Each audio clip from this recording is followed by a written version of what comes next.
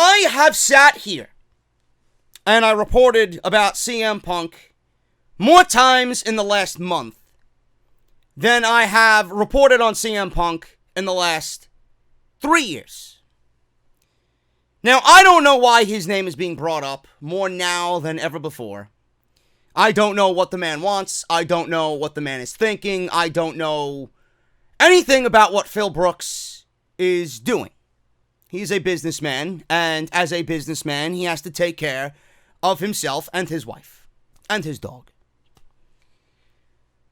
But I see people in the community talking about CM Punk. I see people in the community making their channels out to be the CM Punk 24/7 news channel, CM Punk 24/7 news outlet, reporting about fake news and doing it for the clicks and doing it for the views, and then really just practicing awful YouTube ethic. That's what it really boils down to. It's basic YouTube ethic. Let me use something that's not real to clickbait my audience and then make it into a story while I film on my iPhone or Android device and I come off looking like a piece of garbage and have zero credibility at the end of the day. Because that's what it's about. I see these stories about CM Punk and I try and gather. Everything. I have a whole plethora of news on this CM Punk story, dating from the Collider interview and then with what I just read now. I'm glad I waited. Now, I want to give you guys a word of warning. Whatever I report here and whatever I talk about is merely opinion, and the stories itself, especially the last piece I'm going to read to you, please take it with a grain of salt. It has not been confirmed by Fox, and it has not been confirmed by CM Punk. But we are to assume, just based off basic human intuition, that if Phil Brooks, who is in Los Angeles or wherever, doing a media blitz for his movie, he's just not going to pop into Fox Studios and try out for a WWE Backstage sports-like talk show to be a host, while Renee Young and Booker T are also there doing the same thing.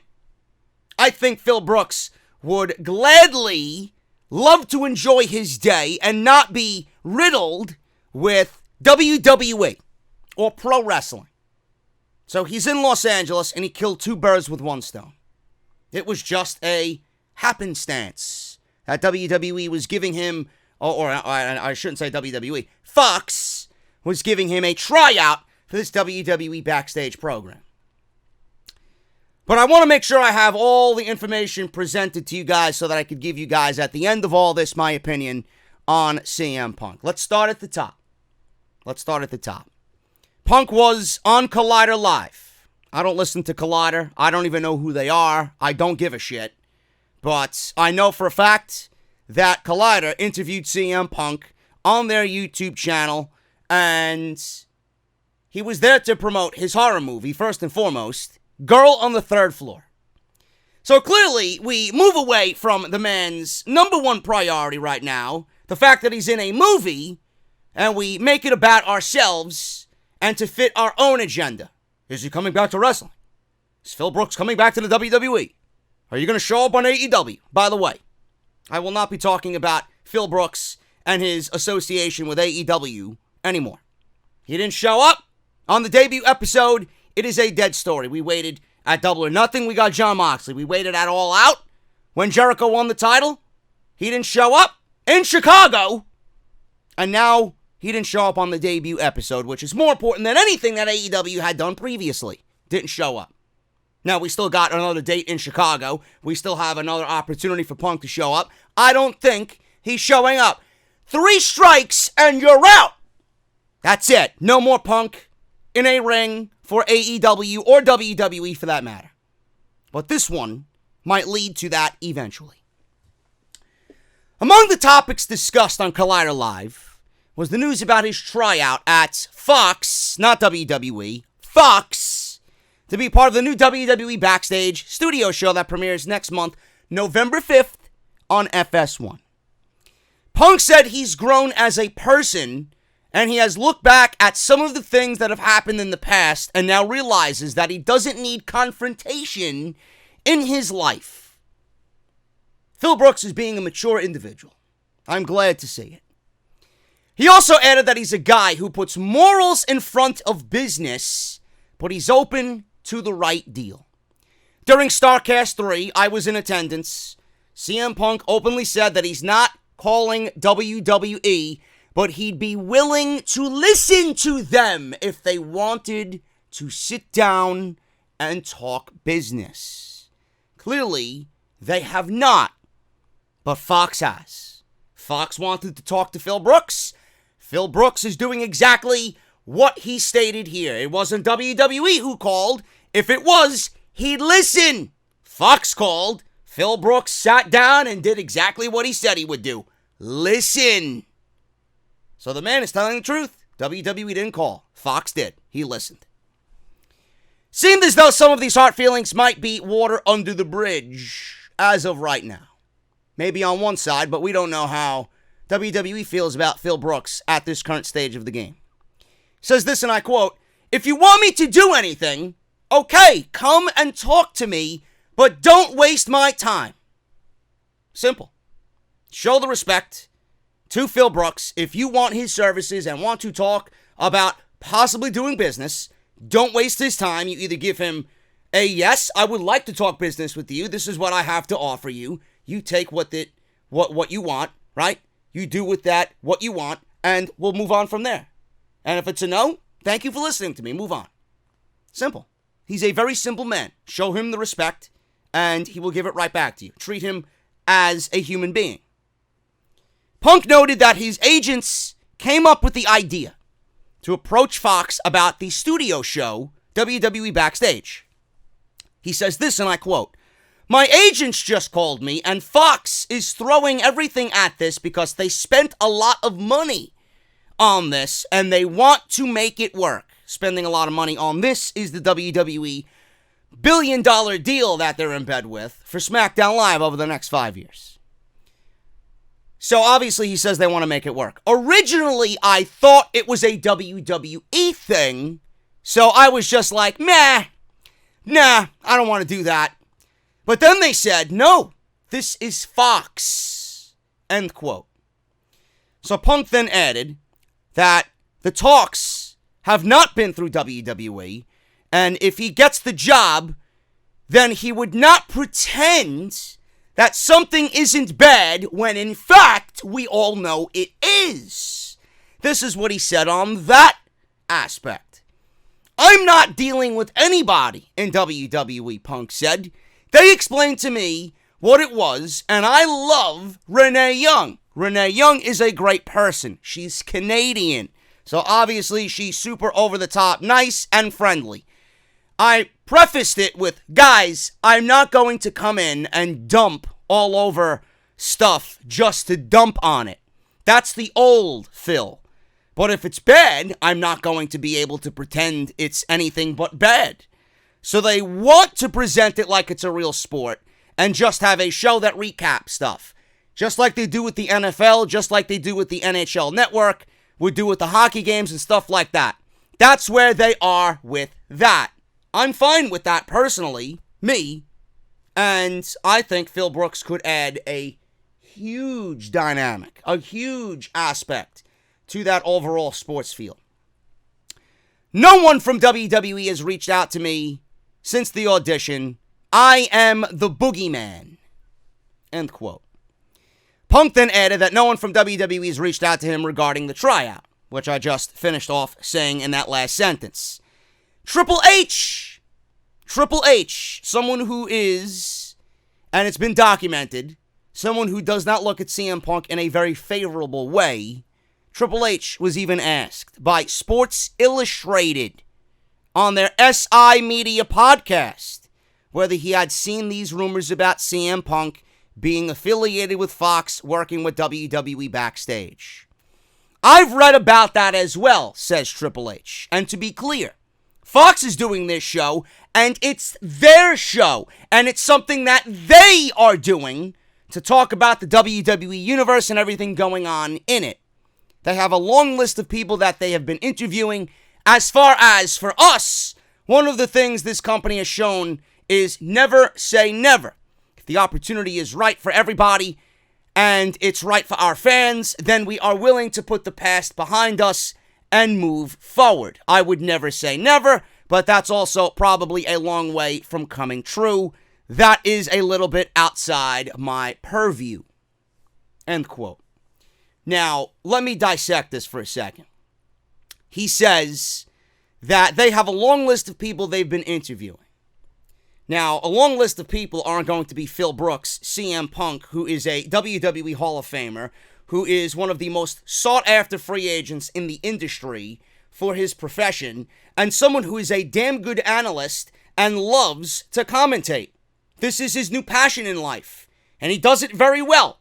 So why wouldn't WWE, be open to this? There is a plethora of reasons why they should be open to this. Why wouldn't Fox immediately go after CM Punk? Clearly, they know what's up. They know what Punk brings to the brand. They know what a potential CM Punk returning to in-ring action means for their brand. That means more money for them, more ratings for them, more eyes on the product that they're paying $1 billion for. Something that WWE would never be open to if Fox didn't facilitate this idea. So obviously WWE is going to go along with this, and they're going to yes Fox to death because they know Fox is right. They know Fox is right. Now, Triple H goes on to say never. If the opportunity is right for everybody, and it's right for our fans, then we are willing to put the past behind us and move forward. Really? Well, the opportunity certainly is right because Phil Brooks doesn't want to work for WWE, but he's working for Fox, who facilitated this move and this deal to bring him in. Of course WWE is going to be all right by it, because Fox, I'm sure, went and asked WWE if they can go and get Phil Brooks and negotiate with Phil Brooks. They didn't do this on their own. How do you think that would look for Fox to bring Phil Brooks in, who is fucking public enemy number one in WWE, with the COO? Vince McMahon has always stated, you can date back to the Austin podcast. Austin brought it up. Will you be willing to work with CM Punk again? Vince McMahon flat out said, yes, of course I would. That's the only thing that matters. Triple H is going to have to get used to Vince McMahon and his wants and needs and desires, if not already. If Vince wants it, Triple H is going to have to go along with it. There is no way on this planet that Fox went out and got CM Punk with all the bullshit that they have been through. All this bullshit that there's been back and forth on with the Amon thing and taking WWE to court and all this shit. WWE blasting, or Punk rather, blasting WWE on Colt Cabana's podcast who he's no longer friends with. All this myriad of shit. A shitstorm. There is no way that Fox did this without WWE's yes. And even if they said no, Fox gave them every fucking reason in the book why this is a good move. Of course WWE would be okay with it. Why wouldn't they? We discussed this already. The number one reason is not only do you get a chance to get CM Punk back on WWE television, you're keeping him out of the free agent market. Because if Fox signs him to this deal, you don't think WWE is going to step on in? What, are you kidding me? If he gets signed to this deal and gets put on Fox for WWE Backstage, you don't think WWE is going to have it in his fucking contract that he can't go work for another wrestling promotion? That instantly takes him out of AEW's grasp. You just solidified locking down the biggest sought-after free agent in the market right now. And a guy that could legitimately change the entire game by going to AEW. What are you, mental? Absolutely, WWE is giving them the seal of approval for this. Triple H says, never say never. Of course not. Look at everybody that we thought would never come back to the WWE. Bret Hart and the Montreal Screwjob came back. Next thing you know, we see Bret Hart and Shawn Michaels, whether it was genuine or not, hugging on fucking Monday Night Raw. Bret Hart's back in the WWE. He is back in the good graces with WWE. He's in the Hall of Fame. Hall of Fame. Two-time Hall of Famer. Same thing with Hulk Hogan. WWE guy through and through. WWE made Terry Bollea who he is. And he goes and leaves, defects to WCW, joins the NWO, starts the NWO, and nearly puts WWE out of business. And they let him back in. The Ultimate Warrior, after everything he's done, let him back into the Hall of Fame, and he's back in the WWE. Bruno Sammartino. Don't know the story with Bruno, but he was let back into the WWE. A agreement facilitated by Triple H to get Bruno back into the WWE and be at the Hall of Fame. Same thing with Sting. WWE got Sting in the WWE after how many years of trying to get Steve Borden in the company, and he just wouldn't go. And he finally shows up, and he gets a match at WrestleMania. Not the match that we wanted, but he got a match at WrestleMania. So many situations. Kurt Angle's another one. Jeff Jarrett is another one. I could go on and on and on and on. This is one of those deals where it is never say never. They always come back at one point or another. And a lot of those guys, Ultimate Warrior and Sting and Hogan, a lot of those guys ended up on a collectible item in the video game or in the video game as a downloadable character. Goldberg is another one. How many years did we hear about Goldberg being shit on by Triple H? How much Goldberg and Triple H hated each other. How much Goldberg and Lesnar disliked each other after what happened. Everything was just put to the side, and Brock Lesnar put over Goldberg in 90 seconds at the Survivor Series and wanted to work with Bill Goldberg after all that. Triple H had nothing but great things to say about Bill Goldberg after the fact, because Triple H is a businessman at heart. So is Punk. And they're going to put all this bullshit to the side because WWE knows that Punk is a game changer. Punk knows he can make just as much money as anyone and command it and get it than anyone in the WWE for what he brings to the table. Business is business. Money talks. Triple H will shut his mouth because he knows CM Punk is good for business. And there's no refuting that. So never say never. Obviously, we're as close to CM Punk coming back to the WWE than ever before. He goes on to say the opportunity is right for everybody. Of course the opportunity is right because you want to bring some legitimacy to your company in which right now your main roster has none. So to have an analyst like CM Punk who's going to fucking not bullshit you, I think this is a great way to solidify that legitimacy aspect and bring SmackDown what it really needs, a real sports-like feel. And hopefully that bleeds on over to Monday Night Raw. There were reportedly a lot of issues between Punk and Triple H during the time in which Punk was there at WWE, but it's hard to see that Triple H would be against a Punk return given the boost it would give to the WWE, which I just got finished saying. Dave Meltzer stated on the latest Wrestling Observer Radio that Fox has now offered CM Punk the role as Renee Young's co-host for WWE Backstage. There is no word currently on when the signing is expected to be announced by Fox or when Punk will begin working on the show. The show was set to kick off on November 5th, so WWE and Fox still have a while to think of a good way to announce Punk's new WWE role. Folks, you, Fox, is not going to invite, or you, if you are Fox, you're not going to call or reach out to his agents to get in touch with Phil Brooks to have him come on in and not give him a job. Fox knows. Fox knows more than we think that they know. They know. They're catching up on a lot of shit. They know exactly what WWE has not been doing. They know WWE and the laziness and the complacency that exists within that locker room and within that creative room. They know what Vince McMahon is doing and has done and will continue to do unless they step in. They know. They know that Bray Wyatt's the hottest thing in WWE right now. Where do they want Bray Wyatt? On Fox. On SmackDown. Where do they want Ronda Rousey when she comes back? On SmackDown. Where do they want Brock Lesnar? On SmackDown. They know.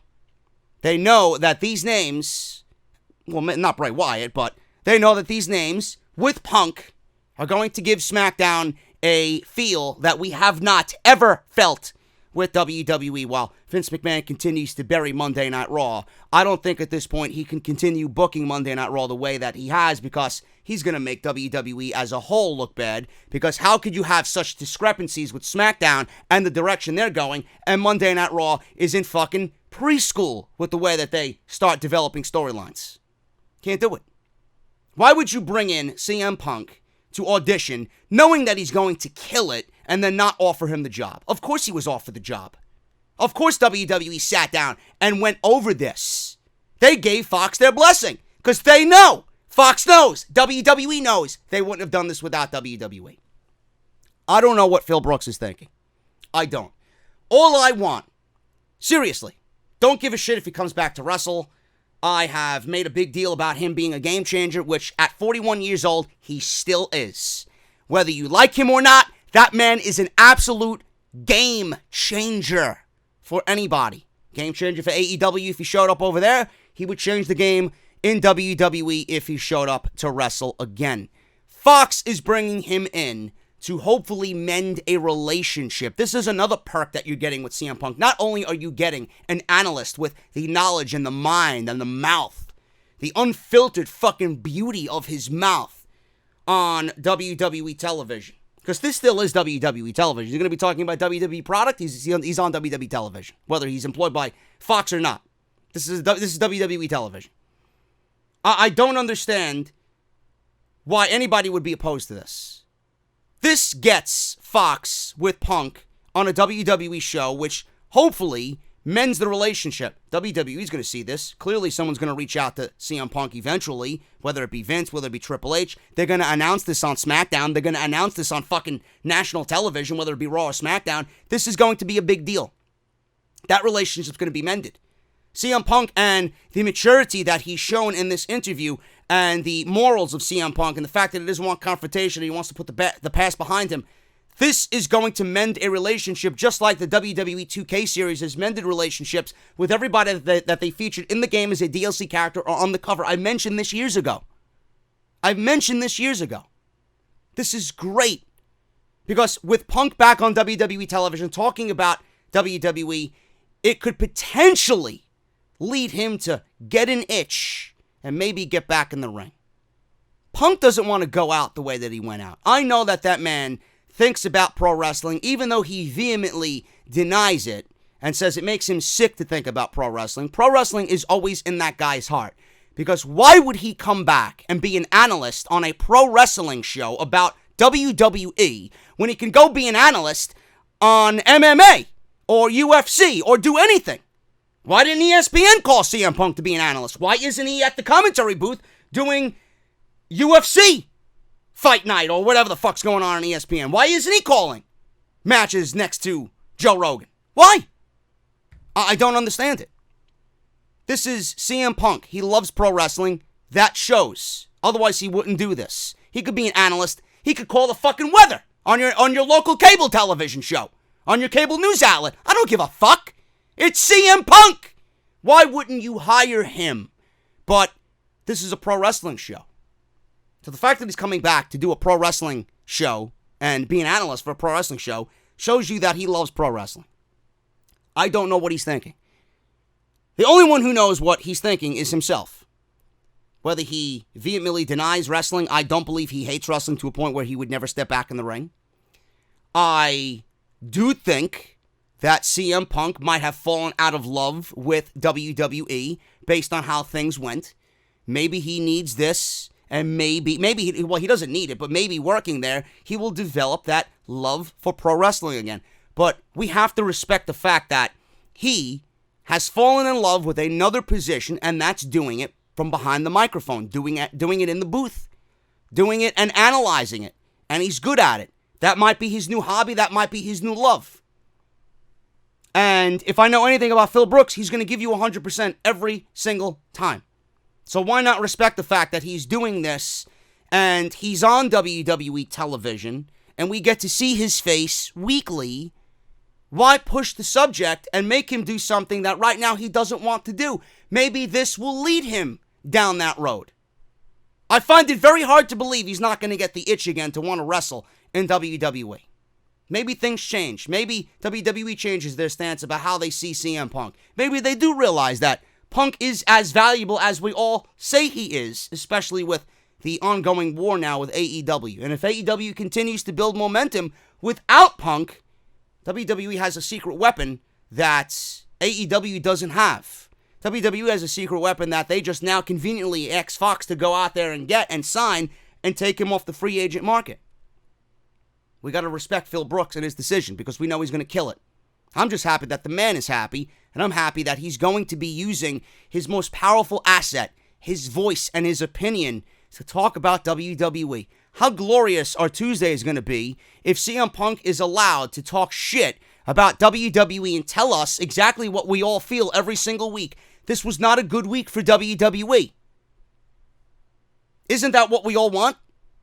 Don't you just wish that you could be in that position to be hired by Fox and talk negatively about WWE if something is bad, and then praise it when something is good like a normal human being? Instead of sugarcoating everything? Now, if you worked for WWE, we wouldn't have the blessing of that ever happening. This is great. This is absolutely great. Let the man do what he has to do. Don't force him into something. He might fall back in love with pro wrestling with this new outlet. Obviously, he knows this is a pro wrestling show. He wouldn't be doing it if he didn't still love, deep down, pro wrestling. And where Punk goes, AJ Lee goes. She's not going to go work for somebody else when Punk is now affiliated with Fox, who's affiliated with WWE. You could be potentially getting a 2-for-1 deal here if things go right, which nobody should be expecting. Let the man do his job and do it to the best of his ability. And let's get off the CM Punk back in a wrestling ring train, please. He's back on television. He's back working with WWE. And that's all we could ever ask for. So it's a close to done deal. It's just now being articulated behind the scenes on how they're going to present this. And WWE is probably going to come up with a very clever way to announce this big deal. And I would not be surprised if it happens on Friday. I would not be surprised if it happens at all on one of these Fridays. We'll see what happens. Let's just be happy for Phil Brooks. And I think this is a great deal. And WWE, if they don't know it already, which I hope that they do because I can't imagine them ever being this fucking thick-headed, they don't know how lucky they are. They dodged a bullet at Double or Nothing. They dodged a bullet at All Out. They dodged another bullet at the TNT debut. That's 3 bullets. There are a few left in the chamber, but if you could prevent that gun from firing and nailing the target, you got yourself an unbelievable amount of luck right now. WWE should be very fortunate that Phil Brooks, potentially, with these reports, is off the free agent market. Absolute game changer. They don't know how valuable this move is for their, not only their brand, but their mental well-being. I can't wait to see him. Guys, this is Off the Script, episode 294. This is part number 2 for your Sunday, Hell in a Cell Sunday. Thank you guys so very much for joining me. We're going to hit the intro. I'll be right back as soon as the intro is over. We got a ton of news today, some NXT news and notes coming out of the Wednesday season premiere. And I got news on Brock Lesnar and a potential match with Cain Velasquez in WWE. Could Rey Mysterio be leading to Brock Lesnar versus Cain Velasquez at WrestleMania? We'll talk about it right here on Off the Script.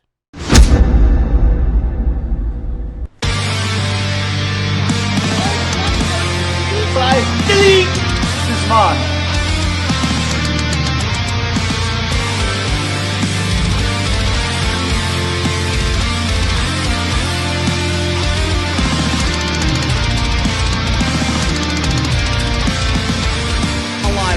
People still did.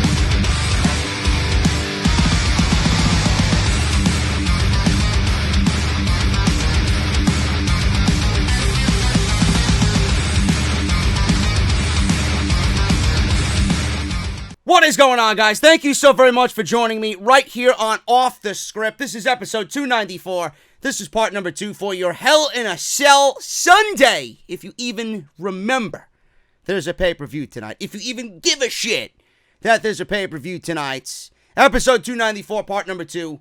I will be right here on YouTube after the pay-per-view is over. I can't imagine it going any longer than 3.5 hours because they don't have a card. And WWE is actually in the news saying that they have quite the Hell in a Cell card prepared for us on Sunday. It was probably written in crayon by a 4-year-old pawned off as a WWE creative writer. That's pretty much it. I doubt that this card is going to be good outside of the matches advertised, and I'm sure WWE's put no effort into telling a great story over the course of 3 hours on Sunday nights.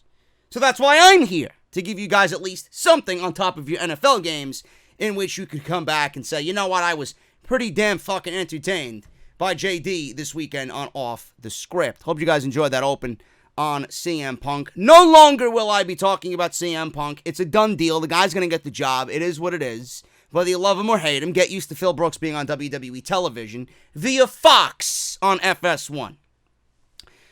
We got news on Brock Lesnar and Cain Velasquez. We got news on Rey Mysterio and his son's new name in WWE. Dominick is going to have a new name.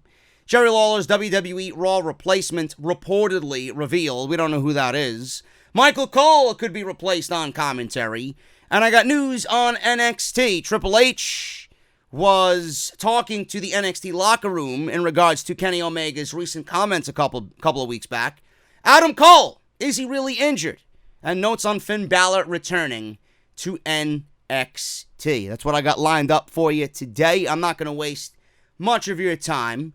This is what I got for the podcast. Got to get used to it, man. I got to get used to doing 2 parts. Don't know how I'm going to go about it, but I'm glad that it was a slow news week outside of the ratings for AEW and the ratings for NXT, and then Monday Night Raw being a complete piece of garbage, a dumpster fire per se, on Monday night. And I recorded all of this for this weekend before watching SmackDown Live. So whatever happens on SmackDown Live, I guess we'll talk about it during the week. Next week, if I have time, on top of Raw and AEW and NXT, and then right back to SmackDown, and then right back to doing the podcast on Saturday and Sunday. I don't even know how I am going to avoid any type of pro wrestling on any given day during any of my weeks. It's ridiculous, man. I love pro wrestling, but I think it's about time I take a vacation.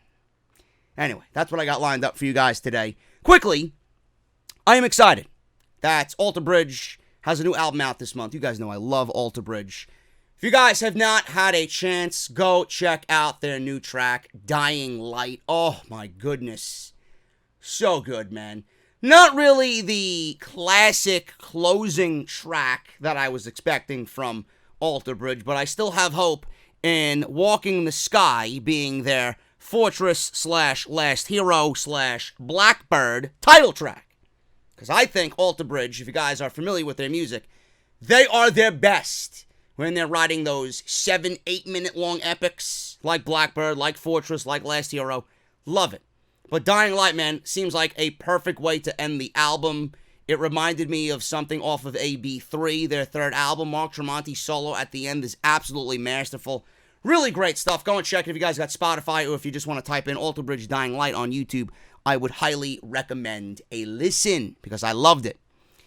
Thank you guys so much for joining me, man. If you're not following me on social media, at JD from NY206, that is on the Bluebird, Twitter, and the IG, Instagram. Make sure you guys do that. Twitter is also a great way to keep up to date on literally everything. Notifications go out almost immediately when a new video goes live, so you guys can certainly do that if you so choose. Instagram, if you guys want pictures of what I do in real life and what I'm drinking or what I'm eating or what I'm cooking in the kitchen, you know, it's that type of deal. So if you guys have any care at all about that, make sure you guys go and check me out on Instagram. Same thing, at JD from NY206. Make sure, and this is where it's going to get a little extensive, make sure you guys check out all the content that I uploaded this week, man. You got Monday Night Raw, you got the AEW podcast, Off the Script Elite, where it's going to be all AEW every single Tuesday. You guys want your AEW news? That's where you're going to go. That's where it's going to be. AEW Off the Script Elite on Tuesday. We did that. Wednesday, we did AEW Dynamite. Thank you guys so much for the review. Thank you guys for showing up and supporting. Unbelievable. Unbelievable. It hit 30,000 views in less than 24 hours. Unbelievable stuff. Thank you guys so very much. NXT we did on Thursday. We talked about Adam Cole and Matt Riddle and that great match they had to open that show. Two of the very best. WWE doesn't realize how lucky they are to have two guys like that on their roster. I want to say they're going to be the future of this company, but knowing Vince, forget about it. He'll put Matt Riddle and dress him up as fucking Steve Blackman and have him be an embarrassment. And Adam Cole, the running gag is that he'll be Michael Cole's illegitimate son. That's what he'll do with Adam Cole. And Adam Cole, baby, yeah, that'll be gone. They'll get rid of that. They'll axe it. Oh, well, his entrance is way too over. We gotta tone that down. He's like a baby face, but he's a heel, so we gotta get rid of that. Watch, it's coming. It's coming. Don't criticize me when it does happen. Don't kill the messenger. But that's what I foresee happening. Or maybe he stays in NXT forever, which would probably be the best move for him. Career-wise. Monetarily, I don't know, but career-wise, we'll see. NXT on Thursday. Smackdown on Friday. Go and check it out. Off the Script on Saturday, part 1, where we ranted and really blew people's minds with that theory on the NXT AEW ratings war. I don't think Vince cares about NXT as much as WWE says he cares about NXT. Otherwise, he would have shown a lot more care in the time leading up to this big monumental moment. He only cares about them right now because right now they are being placed in front of Monday Night Raw and SmackDown as a proverbial meat shield to pretty much, I guess, soften the blow from AEW. That's all that is. So make sure you guys go and check that out on the channel. Everything you need, easy for you guys, down in the description. Make sure you go and check that out. Everything you need is linked down in the description. Make sure you guys follow me again on social media. That is very important. If you guys don't have the subscription notifications on YouTube, Twitter is also good. Make sure you guys subscribe and turn on that bell for all notifications. Podcast today is brought to you by Harry's. Harrys.com/scripts. You're going to sign up. You're going to use our unique link, and you're going to get a special trial offer today of Harry's, and it's awesome, man. I don't know why you wouldn't use it. I use it, and I love it. I love the closeness of the shave. I love how the blade glides over my face because I have very sensitive skin, and I'm always cutting myself. I used to cut myself every single time I shaved with another brand's products. Harry's has never cut me once at all, and I love the low price of their products, man. It is so decently priced. I have so much Harry's product in my bathroom right now. It is glorious. Absolutely glorious. Humans have been shaving for over 1,000 years. And the secret to a great shave, folks, it hasn't changed all that much. The ancient Greeks didn't need flex balls or heated handles, and neither do you. That's why Harry's doesn't overcharge you to add gimmicky features to their razors. They focus on delivering what actually matters, sharp, durable blades at a fair price. Harry's is a return to the essential. That quality, durable blades at a fair price. Guys, that fair price is only $2 per blade. They've cut out the middleman, manufacturing blades in Germany at their German blade factory that's been honing precision blades for over a century, which means you get incredibly high-quality blades at factory direct prices. Harry's is also super convenient. Blade refills are delivered directly to your door and on your schedule with or without a subscription. And there's no risk for trying Harry's out. Give them a try, because if you don't love your shave, let them know and they're going to issue you a full refund. Listeners of my show can redeem their trial set by going to harrys.com/script. This is what you're going to get. A razor handle with a firm grip, 5-blade razor with a lubricating strip and a trimmer blade, rich lathering shave gel with aloe that will keep your skin hydrated, and a travel blade cover to keep your razor dry and easy on the go. Guys, it's just as simple as using the link. You guys want to start shaving better today? Then you better use Harry's. Harrys.com/script. I think after we talked about CM Punk, I think we'll keep with the Fox News. Got this interesting article, which is not really surprising to read, and it should come as no surprise to any of you listening to me. And I'm glad this is actually happening because WWE really needs to be babysat. Honestly, they're like a annoying 6-year-old who refuses to listen.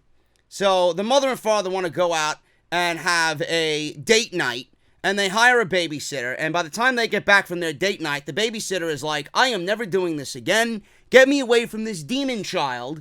I can't believe this came out of your vagina. Please, get rid of it. Kill it. Burn it with fire. No, please don't do that to your children. Please. I'm only joking. But WWE is like an immature geek. That's what they are. Fox has to come on in and babysit. And Fox is more hands-on than USA Network is with the WWE. You don't say. Because USA Network was very lenient. They let Vince McMahon run that shit up and down until they were blue in the face. They didn't give a shit, right? And then USA wonders, well, the Monday Night Raw ratings are down. Let's add a 24/7 title. Well, the Monday Night Raw ratings are down. Let's add a wild card rule. Why are you getting rid of Roman Reigns? We need Roman Reigns back on Monday Night Raw. Needless to say, Roman Reigns was never, ever, ever, ever, ever a difference maker. He might be to some plebeian out there. He might be to one of these social media cretins, but he's not a difference maker in any sense of the word. Neither is Seth Rollins, neither is Daniel Bryan, neither is anybody on the active WWE roster. Nobody feels important. This is why they constantly bring back the old timers. This is why they're bringing back Dwayne Johnson for SmackDown. This is why Steve Austin is showing his face more this year than he ever has in the last couple of years on WWE television. Ric Flair, Hulk Hogan, this, that, Undertaker's back, Goldberg is back. The more you do that, the more angry the fan base gets. The nostalgia never works. It's good for instant gratification, and then you go right back to sucking it all up on Monday and Tuesday. Well, not Tuesday anymore. I got to use the Friday. Monday and Friday night. But WWE really doesn't understand that they don't have any legitimate star power on these brands, and nobody is looked at as a legit guy. But that's a different rant. Fox wants to be more hands-on than the USA Network because they know that Vince was running shit over there, and it was just a downhill decline for Monday Night Raw. They don't want that to happen on SmackDown on Friday night. Now, Fox has a lot of things that they want to see because they're paying so much money and they want to see a return on their investment. That's only right, and that only makes sense. Now, during Wrestling Observer Radio this week, Dave Meltzer explained that Fox wanted Michael Cole, Corey Graves, and Renee Young on SmackDown. I don't know why they wanted these three specifically, but this is not the best commentary team in WWE. If Fox was smart, they'd ask Mauro Ranallo to be on Friday nights, and Vince McMahon would have to swallow his fucking ego. Even though he doesn't like Mauro, you can't really script and feed Mauro bullshit, because then he's not going to be Mauro, and the reason why we love Mauro is because he's Mauro.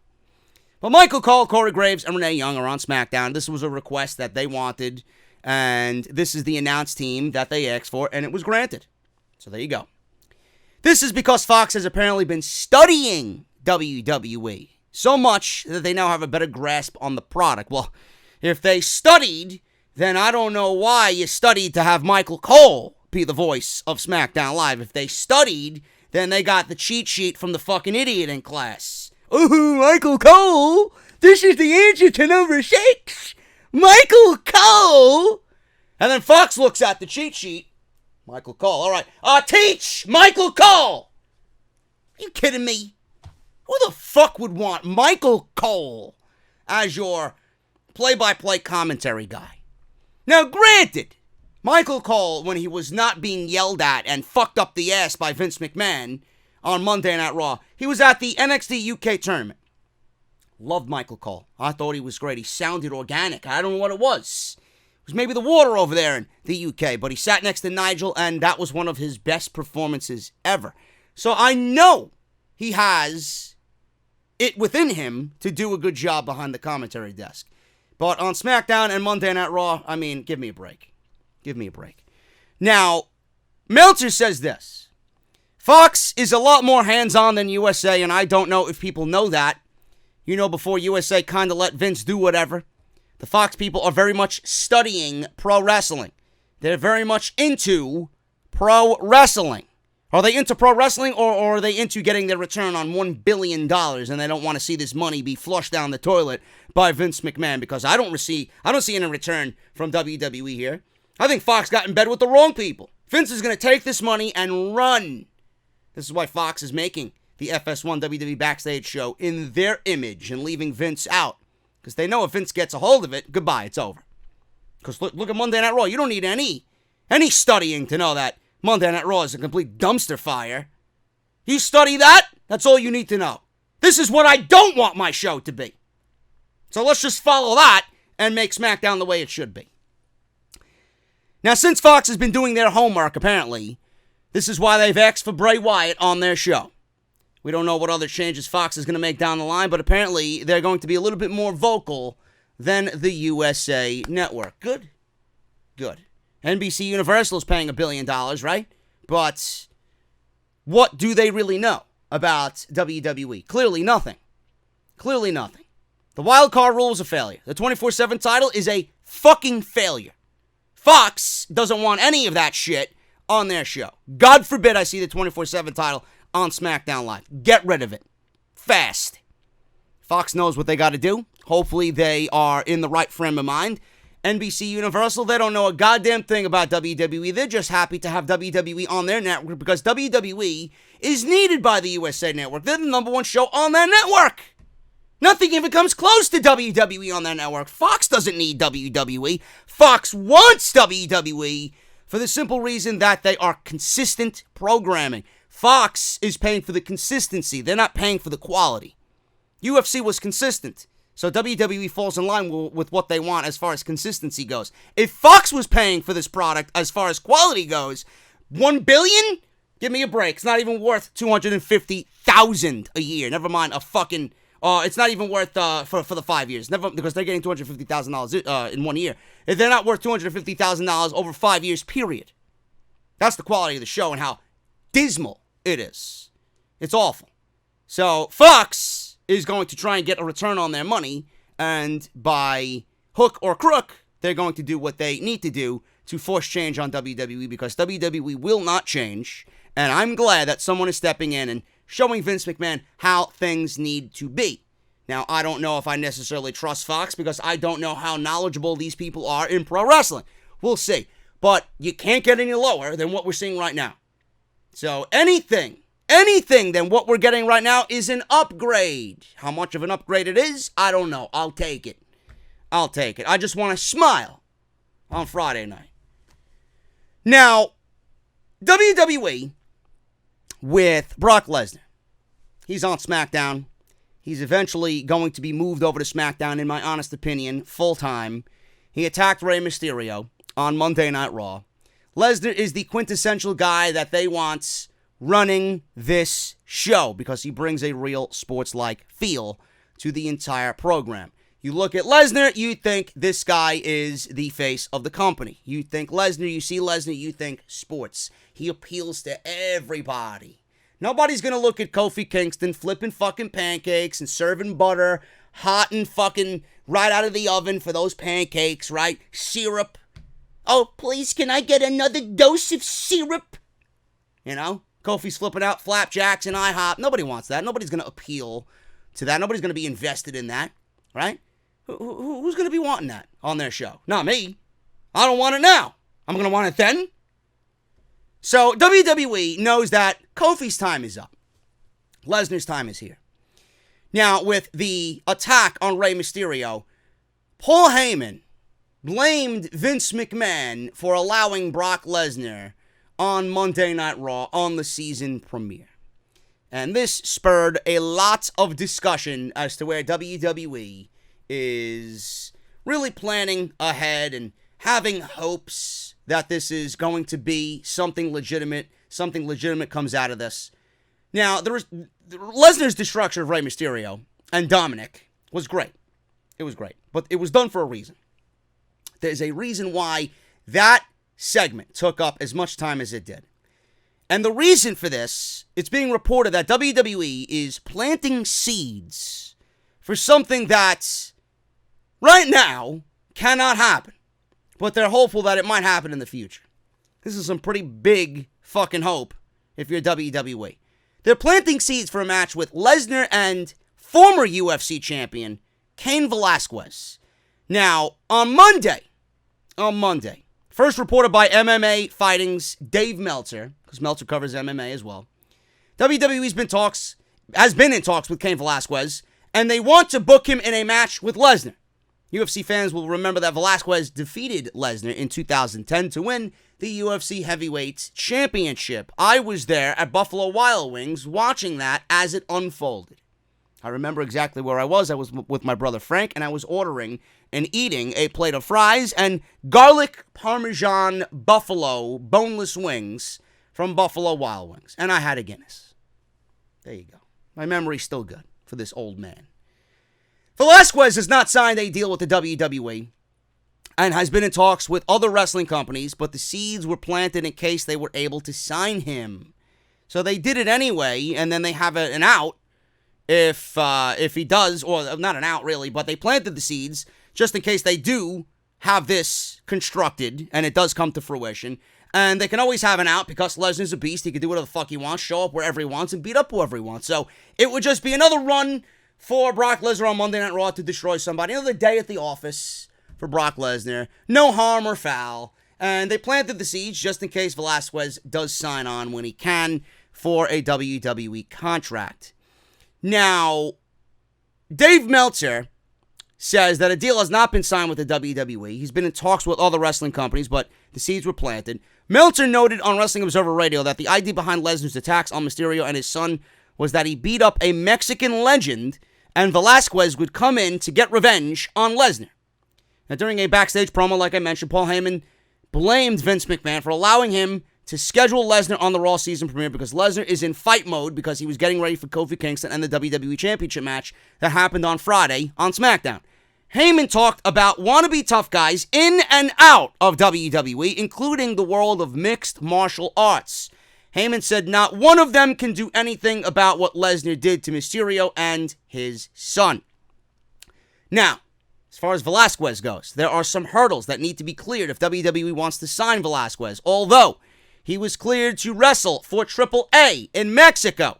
It appears that UFC's contract does not allow him to do anything physical for companies in the United States, since he was not allowed to take bumps for Pro Wrestling Revolution over the past weekend.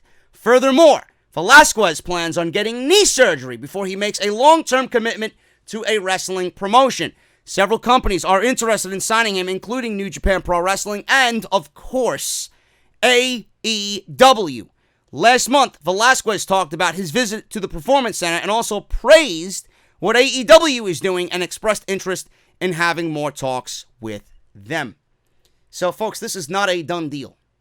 WWE is using this Lesnar thing, and I'm not sure if Velasquez has picked up on this yet, but WWE has gone into business for themselves here. That's what I am getting from this. Velasquez, I am sure, does not watch Monday Night Raw, nor does he fucking care. Whether he's heard about it, it's anybody's guess about what happened to Mysterio.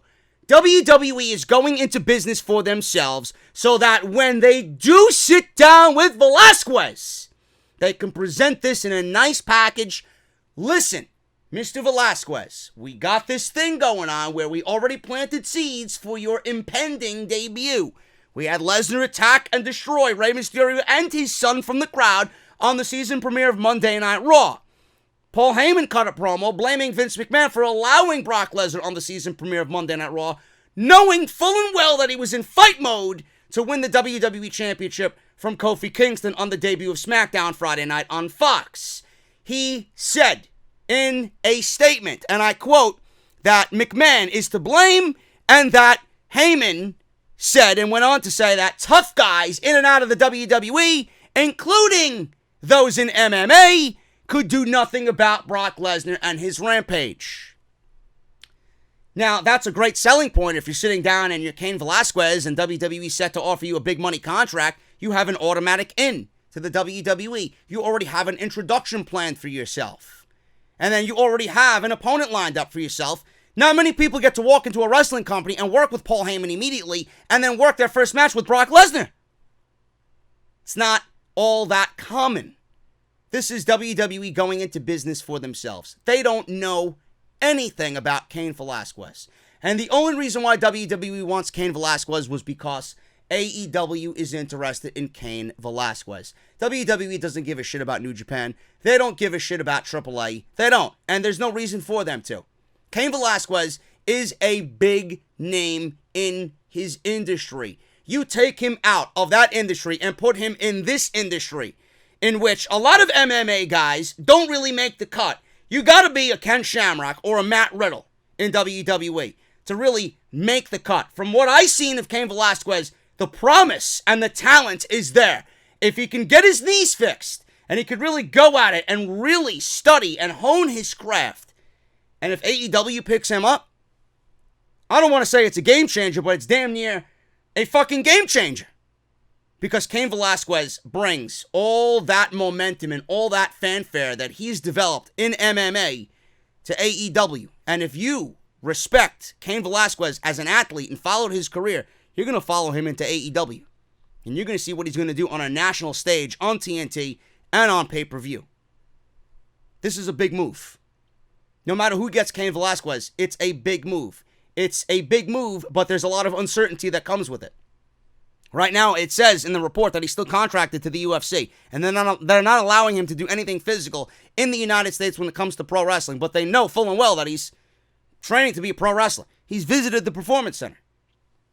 This is WWE at its finest, going into business for themselves, planting seeds for something that right now is non-existent, and then they merely want Cain Velasquez. They're keeping an eye on Cain Velasquez because they don't want him to go to AEW because Cain Velasquez is a big enough name in which it could dent WWE's armor significantly.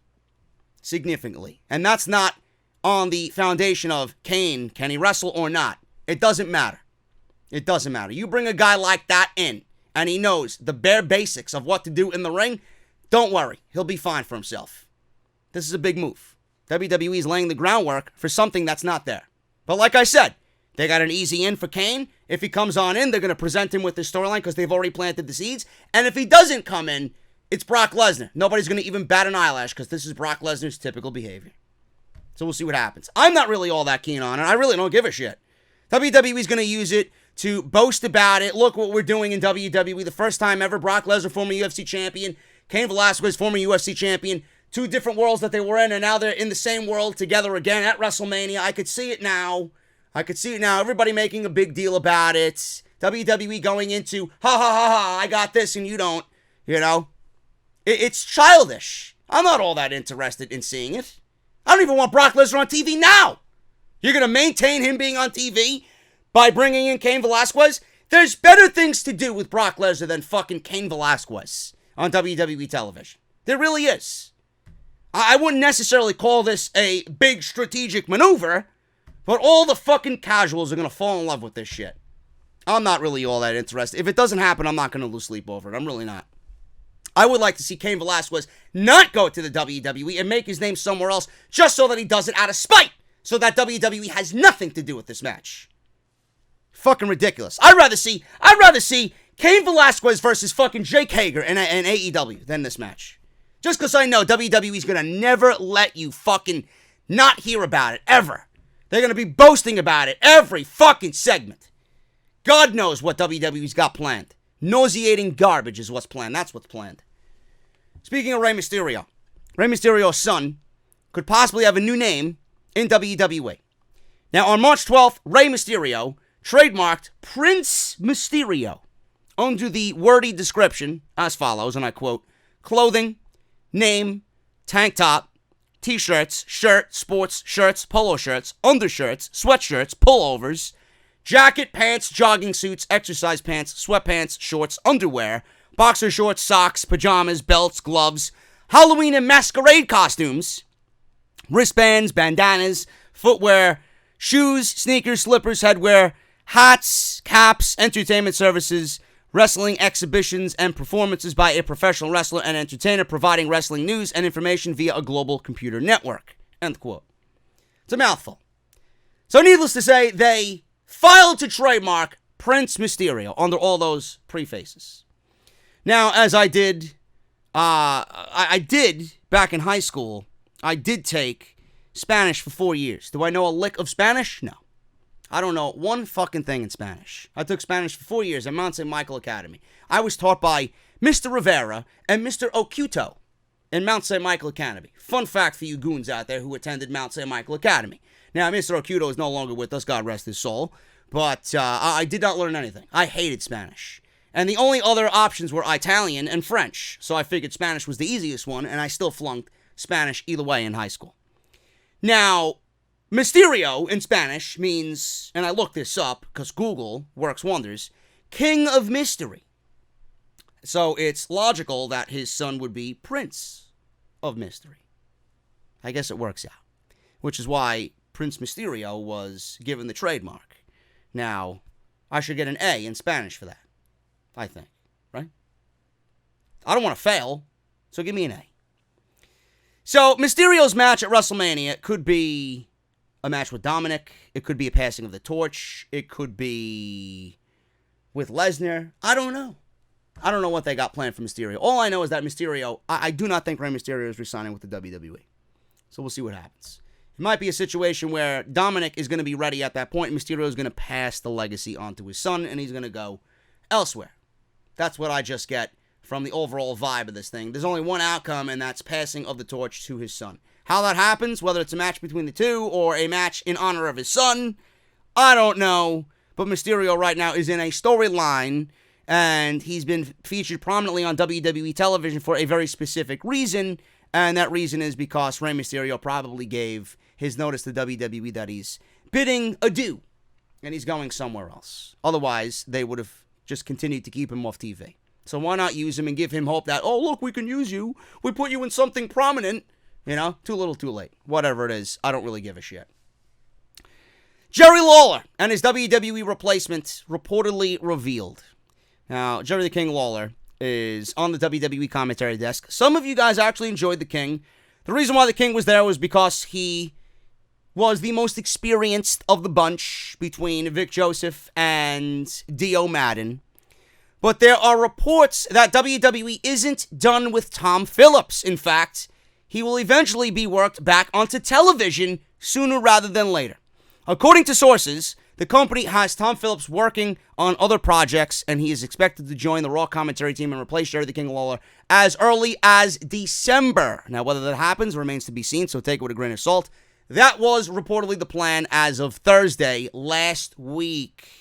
So that's the plan for Jerry the King Lawler. But reports also said that Jerry the King Lawler can have the commentary spot as long as he wants it, and that came directly from Vince McMahon. I just think he's completely out of touch, and I think he doesn't fit into the overall grand scheme of a fresh new start. But WWE gave us the shit that they gave us on Monday Night Raw, and I think all of that logic just goes right out the fucking window. So Jerry the King Lawler, whatever, man. He could stay there.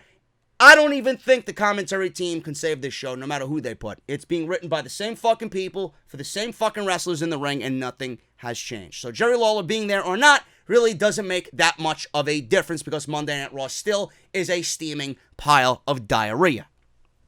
Michael Cole, speaking of commentary, could be replaced on WWE commentary. Now, this is coming from Cage Side Seats. There are rumors circulating that Michael Cole is not permanent on SmackDown Live due to Cole moving to SmackDown and Raw getting an entirely new commentary team with Vic Joseph, Dio Madden, and Jerry Lawler. Tom Phillips and Byron Saxton are without roles in the company. It is thought that Phillips will now be working backstage, and I thought that Phillips would be on WWE Backstage with Renee Young. I seen that as a possibility. But the rumor is that he will eventually be replacing Cole as WWE's lead commentator on SmackDown. Now, while there's no time frame for this, Cole has been with WWE in different backstage, varieties and commentary roles for 22 years now. And let's face it, you can only watch so much WWE TV and get fucking tired of Michael Cole. It's going to happen.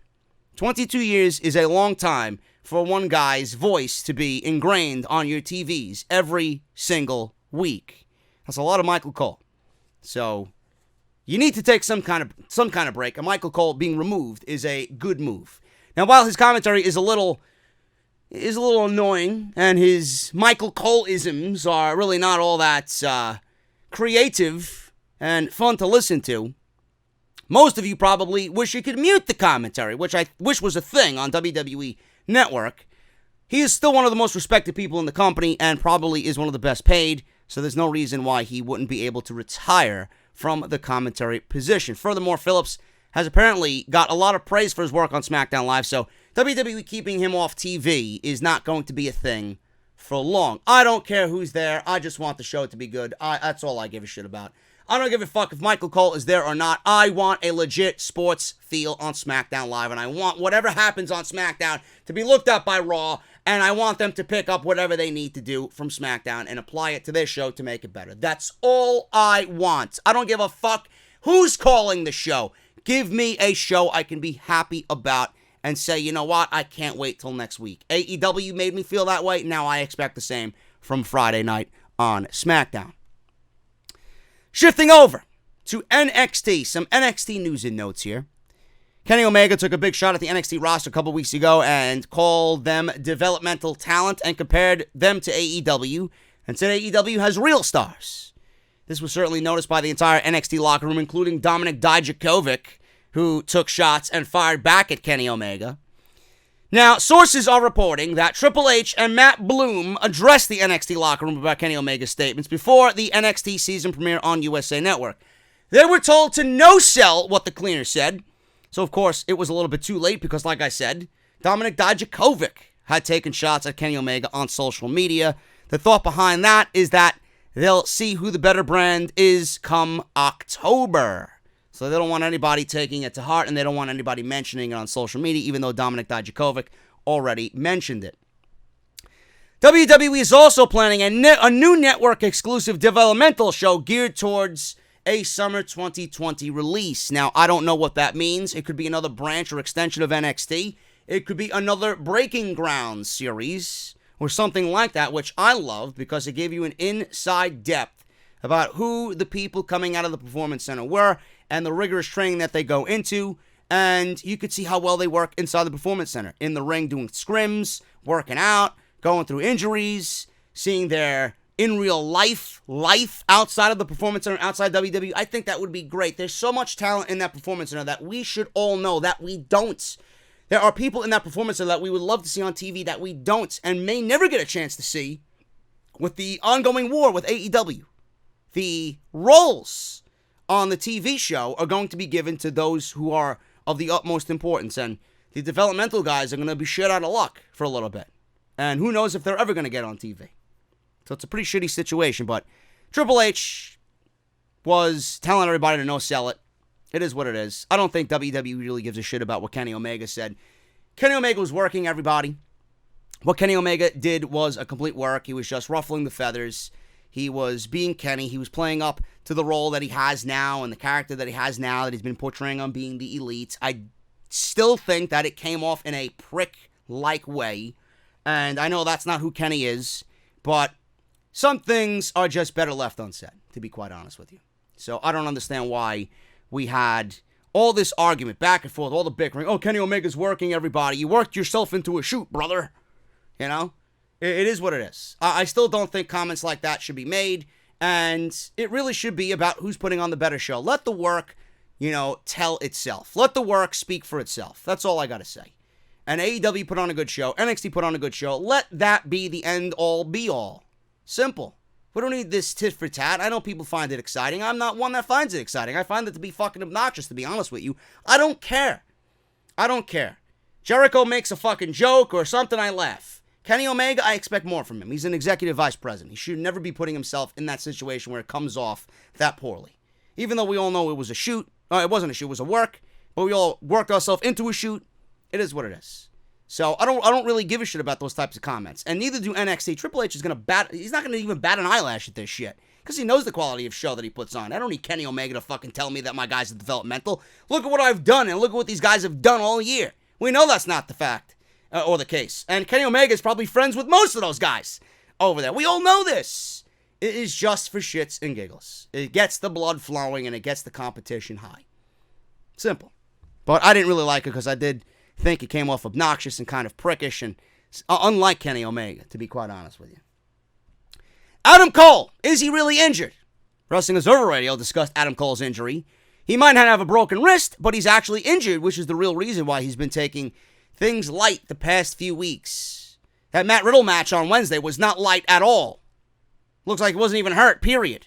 Now, I made the observation that, Adam Cole might have been injured coming out of the match with Johnny. I don't know why anybody would think he's not. I mean, the match was a fucking hell zone, a war zone, a battle zone. But Adam Cole coming out of that certainly had injuries. Johnny Gargano had injuries, no doubt about it. But he hasn't really wrestled much. So what I'm thinking is that he was hurt, and WWE had a injury situation with him, and he's wearing the cast, and then they cleared him, and then they kept the cast on him because Adam Cole is a heel, and he's going to use that cast and play it off like he's hurt to take an advantage over a babyface, and then when the heel needs an out, he's going to use the cast as a weapon. It's an easy out.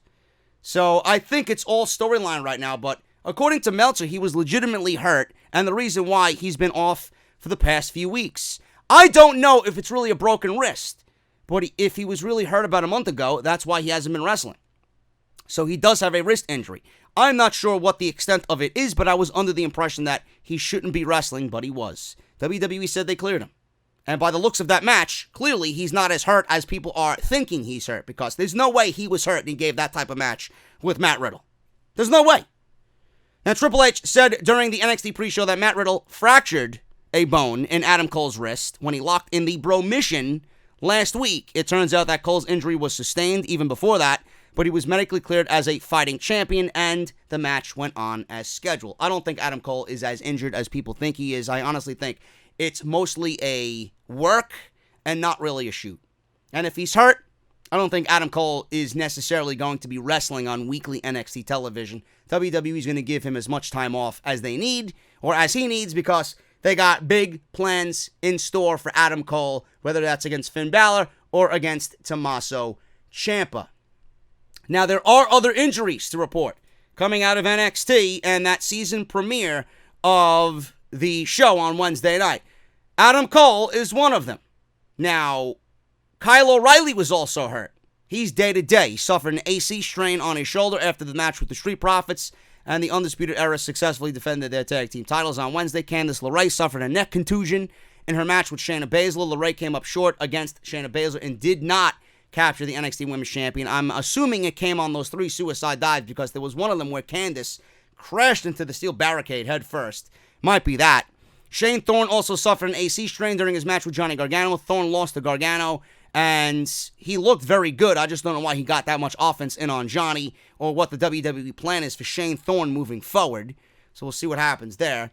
Matt Riddle is not cleared. He's not listed to medically compete. However, no specific injury was listed. Maybe it's just, a minor thing, and they're just playing it off as more serious to kind of keep him in doubt moving forward. I don't know. Or he might be a bro that has his feelings hurt after he lost another match against Adam Cole. So I don't know. Or a failed attempt at the NXT Championship. So we'll see what happens. Tommaso Ciampa has been cleared, and he has been medically cleared from his neck surgery he underwent in March. Ciampa confronted Cole and eyed Goldie at the end of the show on Wednesday nights. Now, I love the fact that they're doing all this, man, because it really gives it a real sports-like feel day to day. Kyle O'Reilly, Candice LeRae, Shane Thorne, day to day. Matt Riddle's on the DL. It really gives it a real sports-like feel. So I really like that. So we'll see what happens with that. Finally, guys, we're going to get the hell out of here, but there is a backstage note on the Demon, Finn Balor. Not the Demon per se, but Finn Balor the man, not Finn Balor the Demon, which I expect to see in NXT, being that he's back, and Triple H now has control over when we see the Demon, which I'm assuming will be a lot more than once every fucking 3 years. It's like that fucking movie with, what's his name? Can't think of it. I can't think of the fucking movie. Oh my goodness. I can't think of it. The fucking demon that fucking spawns every 27 days or so, and he comes back and he fucking kills humans and he kills people and he takes their body parts. He's got a new set of eyes. Jeepers Creepers. That's what it is. It's like Jeepers Creepers. You see him once every fucking 3 years. This guy is every 300 centuries or so, and on the 30th day he comes back to life and fucking kills everybody in sight and regenerates, and then you gotta find a way to kill him again. That's the Demon. Just like that. He's Jeepers Creepers. Anyway, it's Halloween. I seen the movie on. Jeepers Creepers 2 was on. Number 1 was fantastic. But during Wrestling Was Over Radio, Dave Meltzer discussed Finn Balor's big NXT surprise. He's now part of NXT once again and not the main roster. This might mean slightly less exposure, but the paychecks will be a lot better for Finn Balor. So Meltzer mentioned this, and I mentioned this on the NXT review. So Balor is not going to be on Raw or SmackDown. I don't think they're going to change his contract, being that they moved him to NXT, and lower it, so I'm sure he's making great money. So here's the other thing, too. He's going to be working a way easier schedule for the same money, so for him, it's a win-win situation. End quote. It was noted that they don't know exactly how much Finn Balor is making, but it was projected that he's making about 4 times the amount of any other NXT superstar contract. Finn Balor certainly has got a deal that is definitely just too sweet for himself in WWE. WWE is only using Finn Balor because this is a perfect role for Finn Balor. He's nothing on the main roster. He's not going to amount to anything. He's a fucking mid-carder on the main roster. They don't know what to do with him. And with him in NXT, he's legitimately a guy that's developed a lot of fanfare and a lot of respect from the fan base, that it potentially is a good move, because if you move Balor down to NXT, that's potentially even a greater audience who is not pretty much in the know on NXT, but if they see Finn Balor there, then they'll watch NXT, and then they'll slowly start to know who Adam Cole is, and Johnny Gargano, and Tommaso Ciampa, and Matt Riddle, and Keith Lee, and all these other guys. If Balor is there, that could potentially lead to more eyeballs who don't know about NXT or interested in watching NXT to watch NXT. I think it's a great move. I think Balor is just big enough as a name to get people to watch NXT. He's not big enough on the main roster because they fucking failed him and ruined him completely. He's just another ordinary bum on the main roster. So he fits in NXT perfectly, and I think this is a good move. I'm actually excited to see what Balor brings to NXT, because I thought he should have never left. And I always think back to how Balor was treated in NXT and then he died on the main roster. I'm just glad he's back home, so he can finally start to feel rejuvenated again, and then maybe they want to call him back up to the main roster. Maybe they'll get a second chance to do it right this time after Triple H fixes everything that they fucked up on Monday Night Raw or SmackDown Live. Guys, I'm getting out of here. I will see you tonight for Hell in a Cell. It's been a long week. It's been a long weekend. I had all this to do before SmackDown. I got all this done before SmackDown on Fox. And then Saturday I got House of Glory, and then Sunday I got Hell in a Cell. I don't sleep anymore, man. I don't sleep anymore. I might need some help on this channel. Not really, but I think I got it pretty nailed down most myself.